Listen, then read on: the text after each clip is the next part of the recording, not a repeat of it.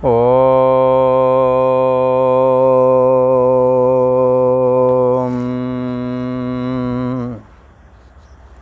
श्री योग वासिष्ठ के स्थिति प्रकरण में श्री वशिष्ठ जी महाराज बोले, हे राम जी, जीवों को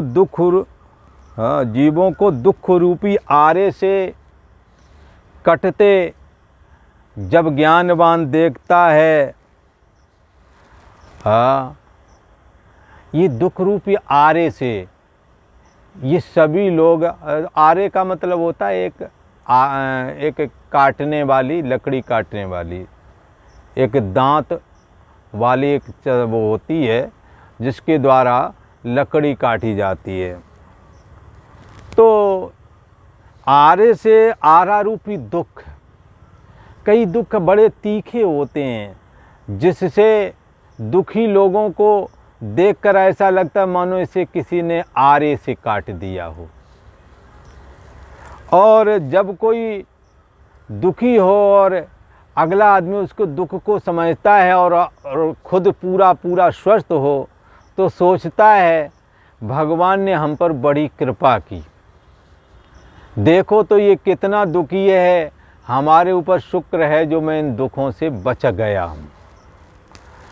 तो जैसे आरे से किसी को कटता देखते है कोई, और पहाड़ पर चढ़ के पृथ्वी में लोगों को इस हालत में यदि कोई देखे, तो दूसरा ऊपर वो जो बचा हुआ है वो सोचता है हम बच गए, एक सुकून का अनुभव करता है कि जान बच गई। तैसे ही ज्ञानवान जीवों को दुखी जब देखता है, तब सोचता है कि भगवान की बड़ी कृपा हुई जो हमें ये दुर्लभ तत्वबोध प्राप्त हुआ, और आज मैं इन विषयों के चलते दुखी नहीं हो रहा हूँ, नाना प्रकार के जो दुख हैं उनसे मैं बच गया हूँ।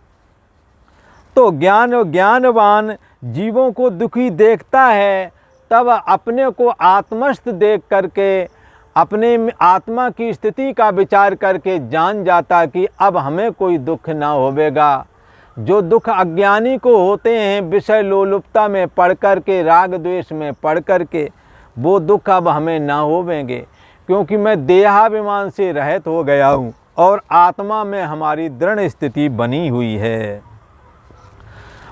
और उसकी दृष्टि में तो सदा एक चैतन्य सत्ता अद्वैत रूप, अर्थात उसके अलावा दूसरा नहीं, सभी की बुद्धि देश में वही प्रतिफलित हो रहा है, वही प्रतिबिंबित हो रहा है।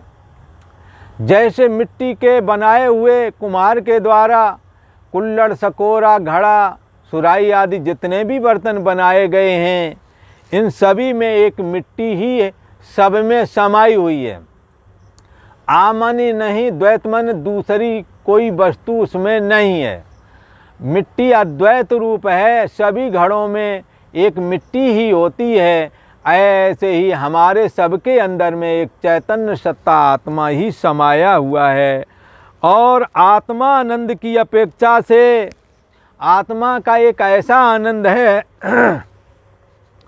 जिसकी अपेक्षा से अनात्म धर्म को, जितना भी अनात्मा रूप जगत है उसमें संयोग और वियोग जो होता है, यदि सुखी भी अनात्मिक पदार्थों से कोई उनको प्राप्त करके होता है तो उनमें दोष है, प्राप्त हुआ है एक दिन चला जाएगी। वो वस्तु, जो वस्तु प्राप्त हुई है वो चली जाएगी। जो धन आज अधिक है कल को कम भी हो सकता है।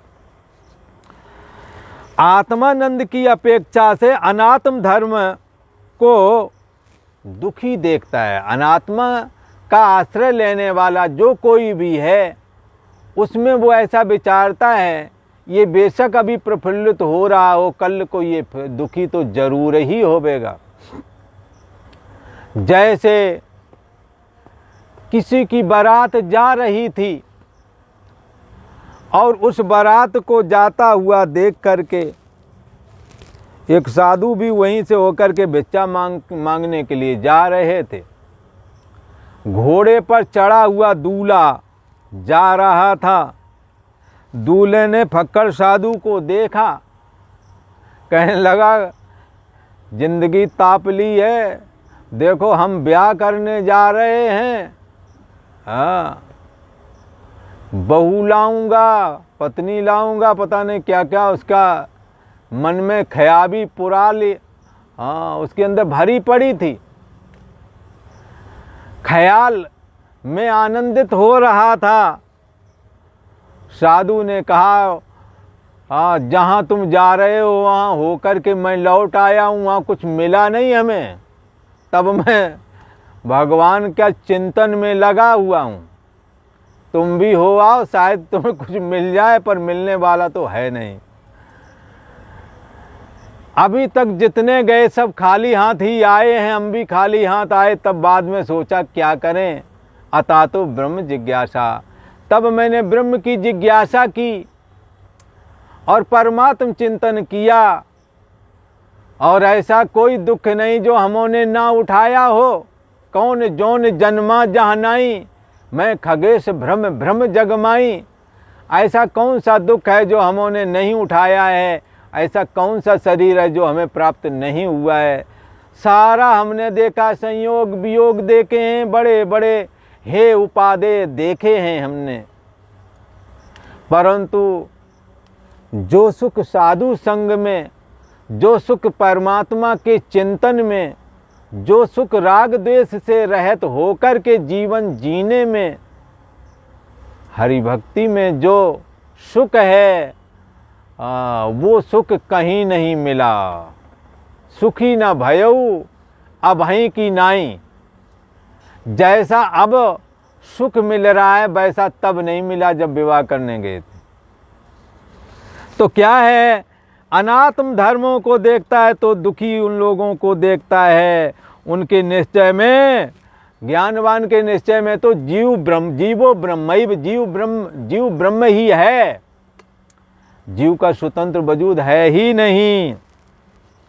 ज्ञानवान के निश्चय में जगत जीव कोई नहीं, मन माया प्रकृति जगत ये सब मायक हैं, ये आत्मा से फुरे हैं, इसलिए आत्म स्वरूप ही हैं। ऐसा वो जानता है, स्वतंत्र इनका वजूद नहीं है, न जीव का न जगत का। वह चारों प्रयोजन धर्म अर्थ काम और मोक्ष, चार प्रकार के पुरुषार्थ माने गए, चार प्रकार के प्रयोजन से जीव जीता है, शरीर धारण करता है। या तो धर्म कर्म करने में लगे रहते हैं, या धन कमाते हैं, या काम सुख लेने की चेष्टा करते हैं, अथवा मोक्ष प्राप्त करने की सोचते हैं। ये चारों प्रयोजन किसके अंदर है? ज्ञानवान मोक्ष रूप प्रयोजन की सिद्धि कर लेता है, किसी और से उसको न्यूनता नहीं है। वह सर्व संपदा संपन्न विराजमान होता है, संपूर्ण संपदाएं उसके अंदर आ बैठती हैं। हे राम जी, जैसे पूर्णमासी का चंद्रमा न्यूनता से रहित विराजता है, पूर्णता से विकसित हो जाता है पूर्णिमा के दिन, और रात्रि में पूरा चांद निकलता है, उसमें न्यूनता नहीं होती। तैसे ही राम जी, यद्यपि वह भोगों का सेवन करता है ज्ञानी भी, तो भी उसके लिए वो भोग दुखदायक नहीं है। क्यों नहीं है दुखदायक? क्योंकि वो असंग जो हो गया है। विषय और इंद्रियों के संयोग से प्राप्त होने वाला जो सुख है वो आगमा पायनो अनित्यास, आने और जाने वाला है, अनित्य है, ऐसा उसने निश्चय कर रखा है। इसलिए भोगों का सेवन तो करता है तो भी उसे दुखदायक नहीं होते। हे राम जी, जैसे कालकूट विष को सदाशिव ने पान किया था, परंतु हे राम जी उनको दुखदायक ना हुआ, क्योंकि वो सदा असंग है, सर्व आत्मा है और अविनाशी बारे अयम आत्मा। ये आत्मा तो अविनाशी है, इसका नाश कभी होता ही नहीं है। इसलिए कालकूट विष को सदाशिव ने पान किया, परंतु सदाशिव तो आत्मस्वरूप ही हैं, उनको दुखदायक वो विष ना हुआ। तैसे ही ये ज्ञानवान भी समर्थ हो जाता है राग द्वेष रूपी विष, मान अपमान सुख दुख रूपी ये विषाक्त रसायन पान कर जाता है, पर असर नहीं होता। जैसे चोर को जान के उसे अपने बशवर्ती किया, तब मित्र भाव को प्राप्त हो जाता है। पता लगा ये चोर है, तब उसको पकड़ लिया और उससे कहा अब हम जैसा कहेंगे वैसा करो, वरना तुम्हें कारागार में डाल देंगे। तो फिर वो उसके अधीन हो जाता है, फिर उससे शत्रु भाव छोड़ करके मित्र भाव बना लेता है। तैसे ही भोग उसको दुख नहीं देते राम जी। जब जीव भोगों को जानता है कि ये कोई वस्तु नहीं, मिथ्या ही भाषित हुआ है, तब वे दुख के कारण नहीं होते भोग पदार्थ। और कैसे हो जाते हैं? सुखदायी हो जाते हैं। क्यों हो जाते हैं? क्योंकि असंग जो हो गए हैं। और जब तक इनको सत जान करके इनमें आसक्त रहते हैं राम जी, तब तक ये भोग पदार्थ ये दुख के ही कारण होते हैं। हे राम जी, जैसे यात्रा में अनेक स्त्री और पुरुष मिलते हैं, हम और आप यात्राएं करते हैं, बहुत सारे लोगों का मिलना बिछोड़ना होता है। कोई थोड़े समय तक रहे, कोई आधी दूरी तक गए, कोई पूरी दूरी तक गए, परंतु उससे पहले अनेकों चढ़े थे और अनेकों उतर गए। जैसे यात्रा में अनेक स्त्री और पुरुष मिलते हैं और परस्पर इकट्ठा बैठते हैं, चर्चाएं भी करते हैं, चलते फिरते हैं, परंतु राम जी यात्रा में चला हुआ कोई भी आसक्त नहीं होता।